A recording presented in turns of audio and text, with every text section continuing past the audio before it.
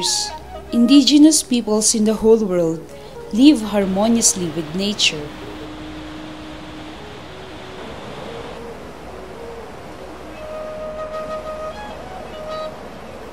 Even through simple living, they thrive within the riches of the environment, taking care not to disrupt the balanced order of nature.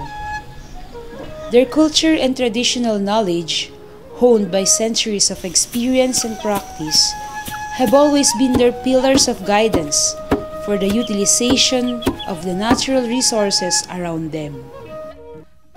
Nature has been inseparable to their way of life and was always vital for their survival.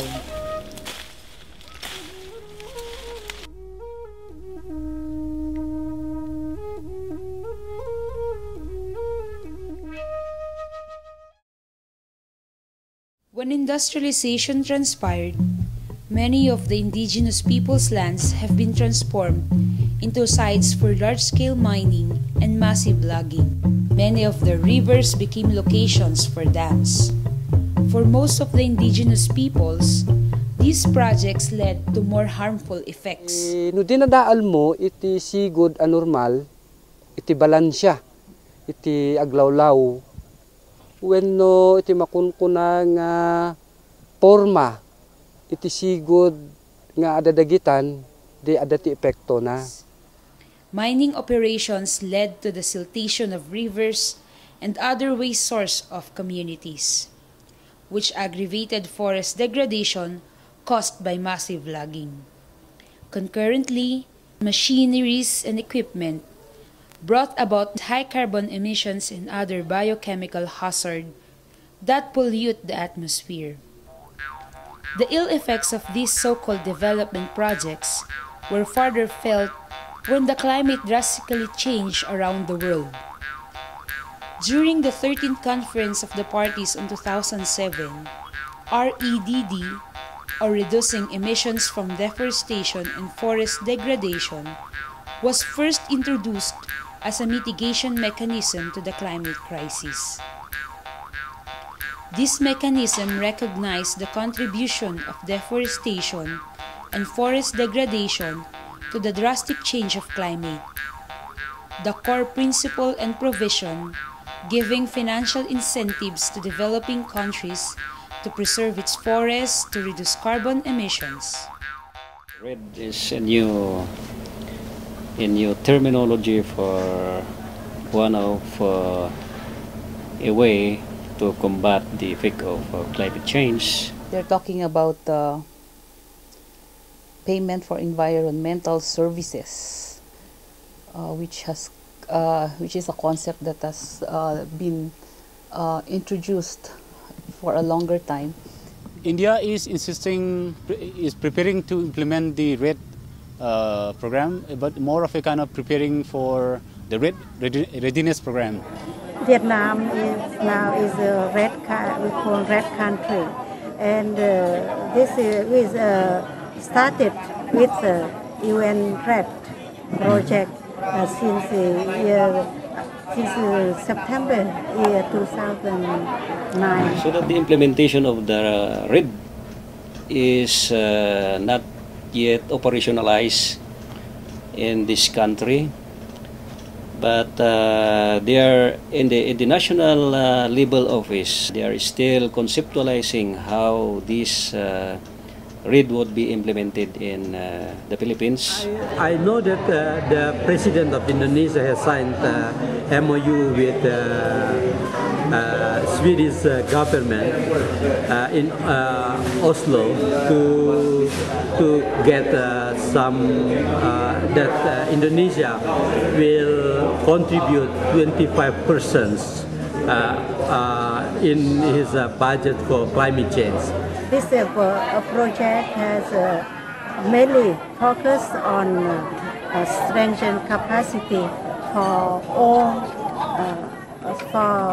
Vietnamese government at all levels on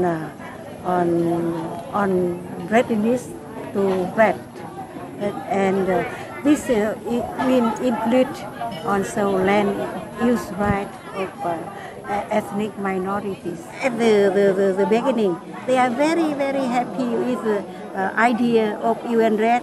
They understand that UN RED will help them to conserve forest.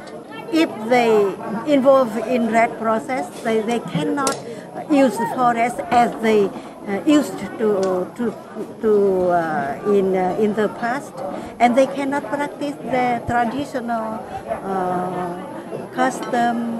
For example, in the forest, they cannot make fire when they they collect honey, for example, and all these things will affect to their life. The shifting cultivation is also impossible because they cannot cut forest, they cannot burn forest as a procedure in shifting cultivation. Of late, India has come up with a national climate change action program. There are several missions, and one of the mission is called the Green India Mission. Another mission is called the Water Mission. How do you define what is degraded land? Because under this mission, the Green India Mission insisted on planting plantations like biofuels and others in degraded areas. For indigenous people, we don't have a place called degraded areas. Every place, every part of our land has its value, its own area uses, not just for our people but also for our animals, for our livestock, for cultivation, and also for many purposes. So for us, there is no such thing as degraded areas. For us, Papuan indigenous peoples, it is something really mysterious that, and it means that it will be only the project of the government officials, and it cannot become. The Papuan indigenous people will not get any benefit from this project. If it gets to the Philippines, does it end up benefiting the people, the country, or just the few? I think it will be mostly government and government agencies that will benefit from that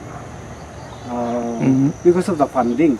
Given the status in the Philippines and the record so far where the few control Philippine society, Philippine economy, that is what will happen. We have heard that in Mindanao, a lot there have been carbon cowboys getting into the communities. These are like private entities, middlemen. If you have in the market, we have these middlemen. No? So these are like private entities who come and offer, to buy the credits, the carbon offsets that you make from your forests, and they can sell it to anybody. There's also been reports that early this year, one of these carbon cowboys have entered the Cordillera, and I think they went to Kabayan or Kapangan. So still, these are initial reports, and these have to be validated. There are potential areas in the Cordilleras for the fact that Cordillera is considered as a watershed cradle of northern Philippines. It has an area of 1.8 million hectares. 85% is considered forest. Apayao province is one of the provinces in CAR that has the widest area of forest. In Ifugao, there are the pterocarp forest and a little area of Benguet pine. So with the province of Kalinga. For Benguet, it's composed of Benguet pine. Also in Mountain Province, there are also potentials for this reed. The policy on reed is still at the top level, so we are just being furnished of what are being conducted there, but at the local level, we still have no consultation yet. Reed yes, REDD rate, which has been offered as a solution to climate change crisis, the present day climate change crisis, is a very flawed process. RED is only a mechanism through which industrialist countries or capitalist country actually can make more profit. It's basically capitalist countries and corporations cashing in on the issue of climate change, cashing in on the issue of environmental protection and preservation. But however, these supposedly alternatives to the present climate crisis does not address the cause. What causes climate change? What causes the sudden change in temperatures, or what causes all of these so-called natural disasters? The government has been introducing plantation crops for a long time, and there are so many policies that favors plantations and monocropping instead of vis-a-vis as compared to the diversified kind of plant cultivation which indigenous people have been adopting. When you insist on mono cultivation of crops, it will only allow a process where companies will come and benefit from that process. So it will lead to further loss of life for indigenous people. It will lead to further displacement of indigenous people. It will lead to more land alienation, and it will undermine the food sovereignty of indigenous people, and it will again push them into that periphery where they have to struggle for survival. In the carbon-based mechanism, there is also condition of calculating carbon. Still, there is no any kind of negotiation of carbon parameters and calculating. That's why it is being very difficult. If our government access funds for REDD, I know that it will be corrupted. It will not be accessed by the people themselves. From our recent discussions and exchanges with our members from the Asian region, there is basically a very little information on RED. I was invited to attend the national planning for RED. And this RED, we also discussed a little bit about the involvement of indigenous peoples in the process of RED. I found out that it is not an opportunity for the people who are the stewardship of the forest. Indigenous peoples who are going to be affected by the RED implementation of the RED project are not been part of the in the decision-making process right from the very beginning. And because indigenous peoples are not informed, are not involved in the decision-making process, so there is a serious issue with the denial of the indigenous people's right to free, prior, and informed consent. And because of that, when they push through, it has led to a division among the indigenous peoples over how should we address our issues of climate change. When you promote RED as a modality to solve climate crisis, it doesn't take into account of certain realities which are detrimental to indigenous people's rights. It only legitimizes or consolidates the right to pollute, because RED is a mechanism which will still allow the industrialized countries to pollute, to continue to pollute, to continue to emit the greenhouse gases which contribute into the climate crisis. For indigenous peoples, when we speak of climate crisis, I think the best alternative or the best solution that we can provide is to look into activities, corporate activities that lead to the climate crisis. One, on this so-called expansion of destructive and large-scale mining operations, the construction of energy plants like dams, hydro dams, the expansion of monocrop commercial plantations. All of these, of course, plus logging, all of these have led to not only deforestation but the destruction of the entire environment. First of all, there's this problem of information that has to be addressed. So we're talking here of information that is relevant and information that they can understand and chew. I think in our solidarity, our partnership, and our engagement, we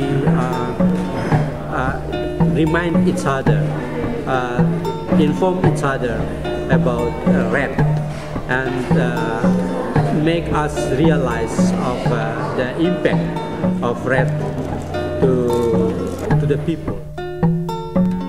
And people must collectively also be aware, must be aware of what's happening with the way how people are taking decisions to combat climate crisis. And then Indigenous people should be prepared and should build up all capacity, all necessary capacity to ensure that we reclaim our space, we reclaim that space to ensure that our voices are heard. It's really very important for not only among Indigenous peoples to unite on how to view RED and other alternatives, so-called alternatives, being pushed by corporations that essentially is actually also another profit-making scheme for Indigenous peoples, for them to look into all of these solutions and to unite and push for more sustainable and viable alternatives. So that would include probably lobbying governments to come out with very clear policies that would control, or at the very least call for a moratorium on large-scale destructive mining operations.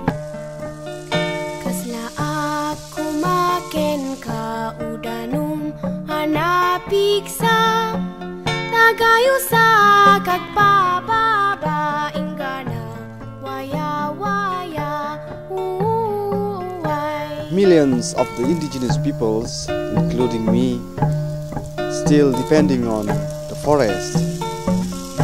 As indigenous peoples, we know how to treat our forest, our land, our territories, even our resources. Indigenous peoples with the least contributor to the climate change crisis, and also as a people who have exclusive right over our domain, over our ancestral domain, over our land and forest and our resources. And Indigenous peoples have the utmost responsibility to ensure that our rights over our land, our territories and our resources are fully respected in any form of development policies and projects which are planned or which are proposed to be introduced in our part. In our place, we have to maintain our muyung and our communal forest in order that the land or the area will not get so much dried, in order that the water will be maintained. And it's there where we could get our supply of water for the rice fields. And in another way, it's there also where we could get our drinking water. That's why we have free drinking water. We do not pay. And it's a common practice in our place that we have to maintain our muyung system and the communal forest, because people from other places could just come and benefit from our forest. เพราะนั้นหลายๆที่แล้วที่รัฐบาลไม่สามารถดูแลได้เพราะว่ากลุ่มพี่น้องเนี่ยเราอยู่กับป่าเราช่วยกันดูแลป่ามาตลอดปัจจุบันพอเอาเข้าไปอยู่รัฐบาลจ้างคนมาดูแลเนี่ยเขาไม่มีจิตใจที่จะดูแลป่าอย่างจริงจังเหมือนพวกเรา When we speak of environment, as far as indigenous peoples are concerned, this would include peoples. And unfortunately, to this day, because of indigenous peoples' very close relations with the land, most of the remaining natural resources are found in indigenous peoples' territories. So before we speak of RED, I think we should really address the causes of the climate crisis. And the way really to respond to the climate crisis is to put a stop into these destructive practices and look for more viable and sustainable alternatives.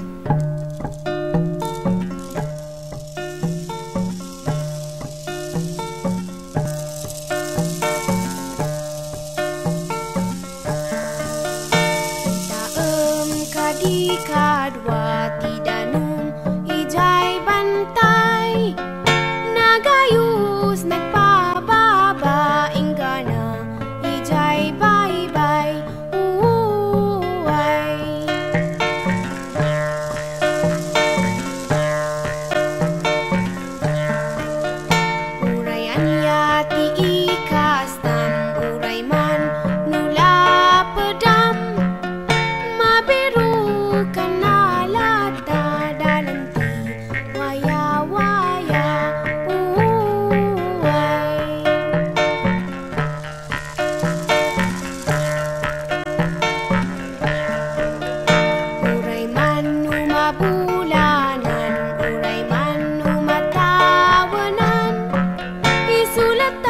we